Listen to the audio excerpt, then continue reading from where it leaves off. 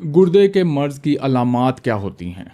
गुर्दे के मर्ज़ की अलामात बड़ी पेचीदा और डिसेप्टिव हो सकती हैं, जिसका मतलब है कि जिस दिन आपको कोई गुर्दे के मर्ज़ की अलामत हो, उस दिन आपको शायद पता चले कि गुर्दे के मर्ज़ की बहुत लेट स्टेज हो चुकी है, और शायद ये पहली अलामत हो और अभी बड़ी अर्ली स्टेज में आपके गुर्दे का मर्ज़ है। लेकिन एक सेक्शन गुर्दे के मर्ज़ की अलामात का ऐसा भी है जिसको मुकम्मल तौर पे इग्नोर किया जाता है, और वो हम डिस्कस करेंगे एपिसोड के एंड में। अस्सलाम वालेकुम, doctor Wais Zakaw from expert consult clinic of Lahore, अपना नेफ्रोलॉजी हैट पहने हुए अपने घर वाले स्टूडियो से। गुर्दे के मर्ज़ की डिटेल से अलामात हम कुछ सालों पहले एक एपिसोड में डिस्कस कर चुके हैं, जिस तरह की एपिसोड मैं दोबारा एक्चुअली बना ही नहीं सकता, और इस एपिसोड का लिंक मैं ऊपर दे दूँगा। आज हम गुर्दे के मर्ज़ की अलामात को एक डिफरेंट एंगल से डिस्कस करेंगे कि सवेरिटी के हिसाब से, कि वो अलामात जो आपको बता सकती हैं कि आप बहुत ज़्यादा ख़तरे में हैं, और फिर हम आहिस्ता आहिस्ता मामूली अलामात की तरफ चलेंगे जो कि बड़ी डिसेप्टिव हो सकती हैं। तो सवेरिटी के हिसाब से सबसे कॉमन जो पाकिस्तान में गुर्दे के मर्ज़ की अलामत है वो है मैं गिर गया। मरीज़ कहता है जी डॉक्टर साहब मैं बिल्कुल ठीक था, कोई मसला नहीं था, सब कुछ सही चल रहा था, मैं बैंक से वापस आया, मैं सब्ज़ियां लेके वापस आया, मैं बस शाम को घर में एंटर हो रहा था और मैं बाहर गराज में गिर गया। फिर मुझे ये उठा के हॉस्पिटल ले गए, और वहाँ पे जाके उन्होंने ज़बरदस्ती मेरे टेस्ट कर दिए जो कि मैंने अभी अगले 20-30 साल नहीं थे कराने, मैं पैसे क्यों ज़ाया करूँ। जब वो टेस्ट कर दिए तो पता चला जी मेरी क्रिएटिनिन 4.5 है, और अब मैंने दोबारा भी चेक कराया है, फिर 4.5 है, और ये मुझे कह रहे हैं आपके गुर्दे फेल हो गए हैं, आप डायलिसिस करवाएं। अब ये जो गिर जाने वाली सिचुएशन है ये बैठे बैठे अचानक नहीं आ जाती, इससे पहले आपको सर दर्द, कमज़ोरी, मुख्तलिफ़ किस्म की अलामात चलती रह रही होती हैं, लेकिन आप उनको इग्नोर करते हैं। अब वो अलामात क्या हैं? उनमें से सबसे जो कॉमन है पट्ठों का खिंचाव और अकड़ाव। दरअसल मैं कुछ साल 2 साल से बड़ी तकलीफ़ में थी, पट्ठों में बड़ा खिंचाव होना, शाम को तो मुझसे उठा ही ना जाए, मैंने जाके उधर गली मोहल्ले के डॉक्टर से एक टीका लगवा लेना, फिर मैंने 2 दिन सेट हो जाना, फिर हफ्ते बाद वही। फिर एक दिन आया कि मेरे पट्ठों में इतना खिंचाव हुआ कि मैंने कहा मुझसे उठा नहीं जा रहा, मुझे ना एमरजेंसी ले जाओ। वो जिस दिन एमरजेंसी लेके गए, फिर डॉक्टर ने कहा अब आप ना टेस्ट करा ही लें, आपने पहले ही इतने साल डिले किया है। वो जिस दिन टेस्ट कराए तो मेरी क्रिएटिनिन 6.5 आई, और मुझे पता था कुछ चल रहा है। अब ये गिरने से पहले वाली भी एक अलामत है, पट्ठों का खिंचाव हम इग्नोर करते रहते हैं, और पता नहीं वो हाई ब्लड प्रेशर की वजह से है, गुर्दे के मर्ज़ की वजह से है, जिससे आपको इलेक्ट्रोलाइट इम्बैलेंस होते हैं, या उससे मिलता जुलता कोई मसला है, पर हम उसको इग्नोर करते रहते हैं, और फाइनली लेट स्टेज पे हमें जाके पता चलता है। इसी तरह बहुत ज़्यादा अनीमिया, पेलर, आप बिल्कुल मरने वाली आपकी शक्ल हुई होती है और आप इसको इग्नोर कर रहे होते हैं। फिर एक दिन आपको कोई कहता है नहीं मामू जी अज नहीं तानू मैं छड़ना, अज मैं तानू लैके जाना है एमरजेंसी, और उस दिन जाके फिर पता चलता है कि आपका हीमोग्लोबिन 4.5 है, पिछले हफ्ते से आपसे उठा नहीं जा रहा था, भूख कम लग रही थी, और आपका जो यूरिया है वो 200 पे है, क्रिएटिनिन 9 पे है, और आपको स्टेज 5 किडनी डिजीज़ है। अब हम इससे थोड़ा से हल्के पे चलते हैं। हड्डियों में दर्द, जोड़ों में दर्द, पूरे जिस्म में नकाहत और वीकनेस, ये लेट स्टेज किडनी डिजीज़ की अलामत भी हो सकती है, ये अर्ली स्टेज किडनी डिजीज़ की अलामत भी हो सकती है। इसी अलामत की जो वजह बनती है वो हम चलते हैं प्रोटीन यूरिया की तरफ। आपको फ्रॉथी यूरिन आ रहा था, पेशाब में झाग आ रही थी, और आपने कभी चेक नहीं किया, लेकिन बहुत ज़्यादा प्रोटीन लीक हो रहा था। अब इस प्रोटीन के लीक होने की वजह से आपके जिस्म में जो सारे विटामिन्स हैं, केमिकल्स हैं, हेल्दी वाले मिनरल्स हैं, वो आपके पेशाब में निकलते जाते हैं, और आपको वो कमज़ोरी और नकाहत फील होती है। तो फ्रॉथी यूरिन आपके गुर्दे के मर्ज़ की, प्रोटीन लीकेज की एक बहुत बड़ी निशानी है, जिसको आपको इग्नोर नहीं करना चाहिए, और आपको फ़ौरन यूरिन एनालिसिस और urine protein to creatinine ratio वाले टेस्ट करवाने चाहिए।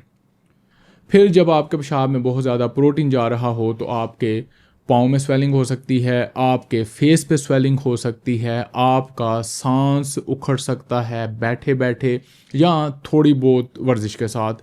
वर्जिश से मतलब घर के काम, ज़ाहिर बात है पाकिस्तानी मरीज़ कहाँ वर्जिश करता है, तो घर के कामों के दौरान आपका जब सांस उखड़ना शुरू हो इन पाँव की स्वेलिंग के साथ, आँखों की स्वेलिंग के साथ, तो ये यहाँ दिल का मर्ज़ है, यहाँ जिगर का मर्ज़ है, यहाँ गुर्दे का मर्ज़ है, और तीनों का ही बेसिकली चेकअप होना चाहिए। और किडनी के सिलसिले में आपके यूरिन में प्रोटीन का चेक होना बहुत ज़रूरी है। उस वजह से ये आपको स्वेलिंग, वीकनेस और शॉर्टनेस ऑफ ब्रेथ हो सकती है।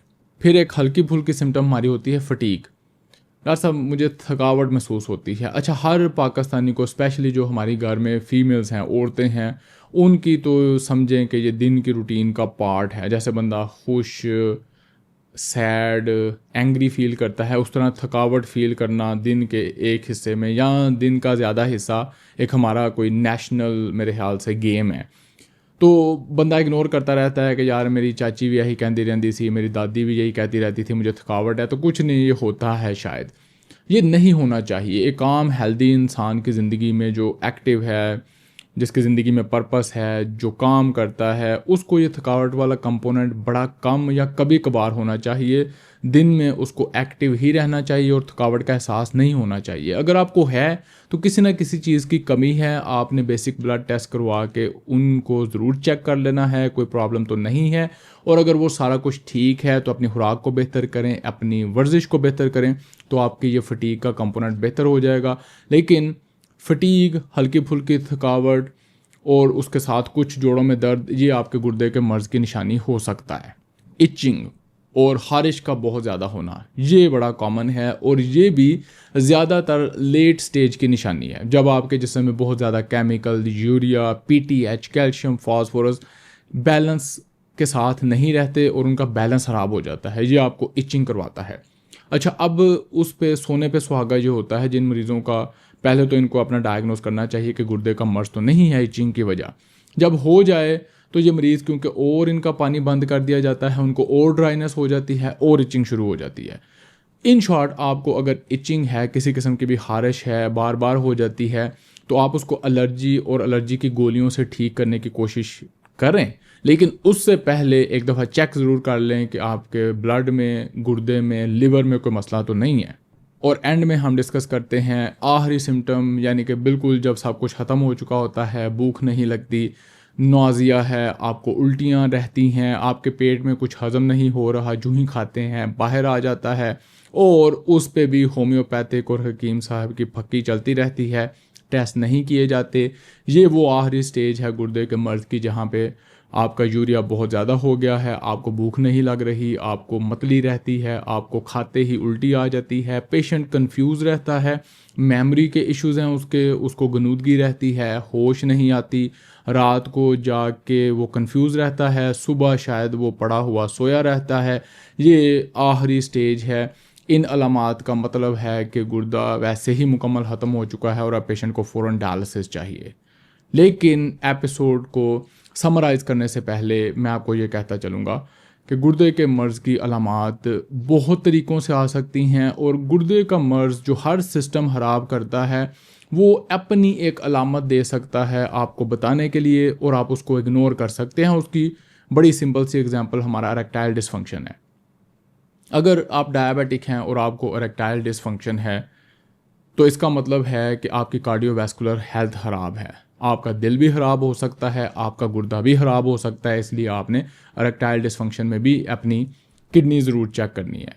और एक जो कंपोनेंट मैंने आपको बताया था कि जिन अलामात को अलामात समझा ही नहीं जाता, वो डिस्कस करना बहुत ज़रूरी है। उनमें वो बीमारियां हैं जो गुर्दे का मर्ज़ कराती हैं या गुर्दे के मर्ज़ की वजह से होती हैं, जैसे कि diabetes, high blood pressure, smoking, मोटापा, अनहेल्दी लाइफस्टाइल। अब जो डायबिटीज़ का पेशेंट है, उसको गुर्दे का मर्ज़ है या नहीं वो तब ही प्रूव होगा जब वो अपना क्रिएटिनिन और यूरिन एनालिसिस चेक करके उसमें प्रोटीन देखेगा। इसी तरह जो हाई ब्लड प्रेशर है, वो गुर्दे के मर्ज़ की एक अलामत है, यानी कि गुर्दे के मर्ज़ का पहली दफ़ा तब पता चलता है जब मरीज़ का ब्लड प्रेशर हाई रहना शुरू हो जाता है, क्योंकि गुर्दे का मर्ज़ ब्लड प्रेशर हाई कराता है। इसी तरह जो हाई ब्लड प्रेशर है वो गुर्दे का मर्ज़ कराता है।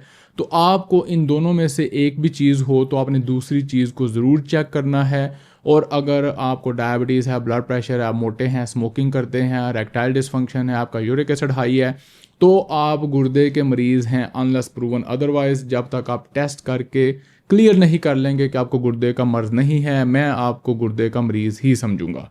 एपिसोड को समराइज़ करते हैं बड़े सिंपल मैसेज के साथ कि गुर्दे के मर्ज़ की अलामात बड़ी कॉम्प्लिकेटेड हो सकती हैं, सटल हो सकती हैं और उनका गुर्दे के मर्ज़ की स्टेज से कोई लेना देना नहीं है। आप खुशकिस्मत हैं कि आप जिस दिन अलामत के साथ क्रिएटिनिन चेक करें वो आपका 1.5 हो और आप जो भी उसको कह लें, अगर वो 5.5 निकला तो फिर अब पछताए क्या हो जब चिड़ियाँ चुग गई खेत।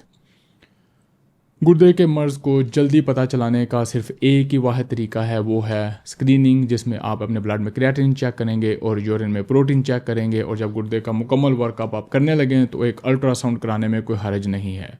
आप गुर्दे के मर्ज़ की अलामात के बारे में क्या सोचते थे? आपका मर्ज़ पहली दफ़ा डेफिनेटली किसी अलामत की वजह से ही डायग्नोज हुआ होगा, या आप गिरे होंगे, या आपको चक्कर आए होंगे, या आपको कुछ हुआ होगा फिर ही आप हॉस्पिटल गए हैं। इतने अच्छे अभी तक आप नहीं हुए, ना ही मैं अगले 10-20 साल में एक्सपेक्ट करता हूं कि आप इतने अच्छे हो गए हों कि आपने खुद ही अपना ब्लड टेस्ट करा लिया हो जिसमें क्रिएटिनिन हाई आई हो।